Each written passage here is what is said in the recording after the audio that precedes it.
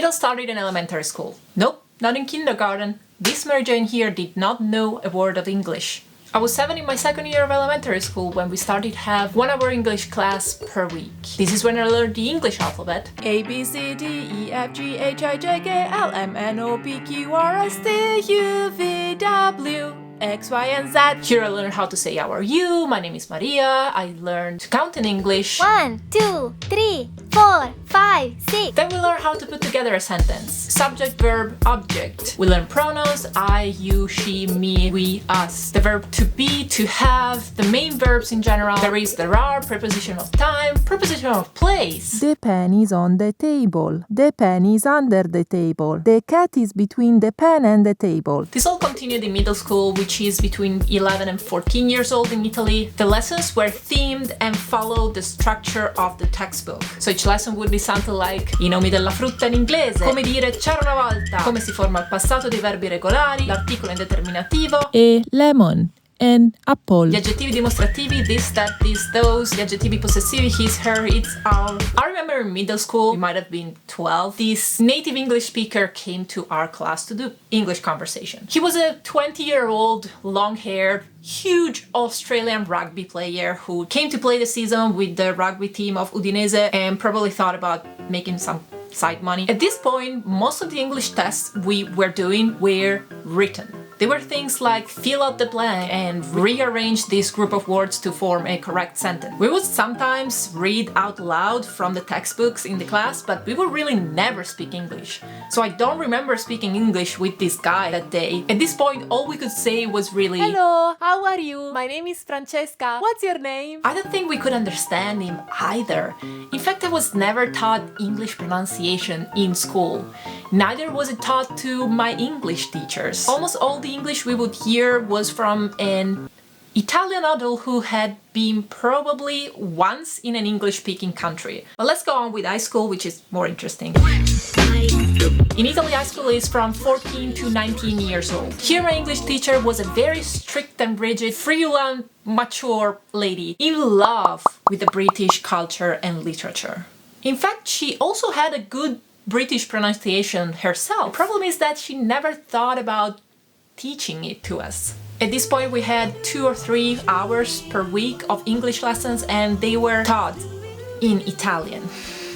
In particular, these lessons were divided in 2 types, either grammar or literature. The grammar lessons became more detailed and specific. Plenty of time was spent in learning to capitalize all the I pronouns, all the names of the months, the nationalities, titles. Plenty of time to learn the past simple and past participle of the irregular verbs. My teacher in particular had a little obsession with present perfect and past perfect. Forms like I have done, I had done. If you hear me overusing them, now you know why. We also thoroughly studied the continuous forms of the past tenses, like I was doing, I have been doing, I had been doing, not to mention all the various future forms, like I will have done or I will have been doing. But in high school, probably more than half of the hours spent of English lessons were English literature and culture, where English means from England. When I say literature, I mean mostly stuff like Chaucer and Shakespeare, which is not exactly most useful literature to understand modern spoken English. And of course, all these lessons were taught in Italian. And by the way, my English teacher was a fantastic teacher, despite a little bit rigid. She just never spoke English to us. For sure, to my spoken English, by far the most educating experience has been 2 weeks cultural exchange my class has done with a Dutch school class. We student hosted the Dutch students in our families for a week, and they did the same with us for another week in the Netherlands. 2 weeks of that had pretty much the same effect on my oral communication skills as several years of lessons in the classroom. This is Mary Jane at 19 on her last day of what we call scuola. As you can understand from the Serbo-Croatian text on her shirt, she was surrounded by many foreign languages but could really speak none. At this point, we all had been studying English in school for 12 years. We could write it very correctly, although with a limited vocabulary. We could read it easily if we had a dictionary available. We could speak very, very little. In my case, everything changed in my 3rd year of university when I participated to the Erasmus program, which is an European program that allows you to study abroad for a semester or 2 semesters.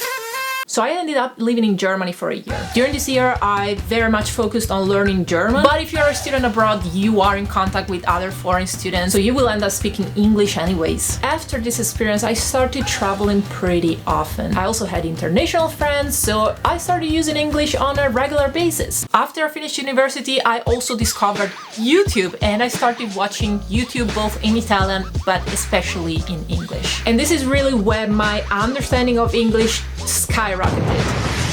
At this point, my speaking skills were very good, but I had always spoken with other foreign people, never with natives, so my pronunciation was still very uncertain. I just dropped off my luggage. I'm here in the Greenwich village after spending 3 days in the Midtown. The real reason why I am so fluent in English nowadays is because I focused on my pronunciation. How did I do that? Well, there was no course of English pronunciation at the time, no textbook, no nothing. But I really needed it because in the meantime I started my YouTube channel and it was in English, and so I needed to be as fluent as possible to get decent views. So I simply started analyzing as much as I could, listening to other native speakers speaking. I was helping myself with YouTube and with real life people, because in the meantime I started traveling here to New York City, being in contact with Americans. This was a pretty long process.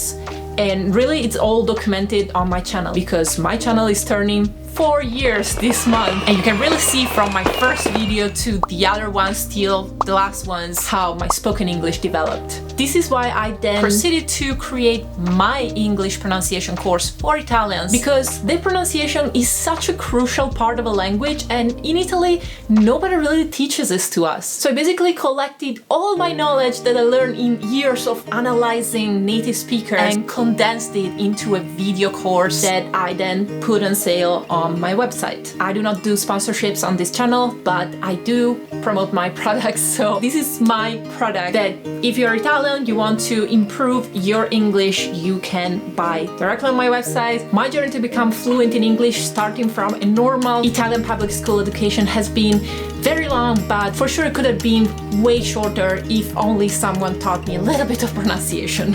My video is gonna be next Sunday. If you don't want to miss it out, subscribe to the channel. Make sure the notifications are on, and I'll see you there. Bye!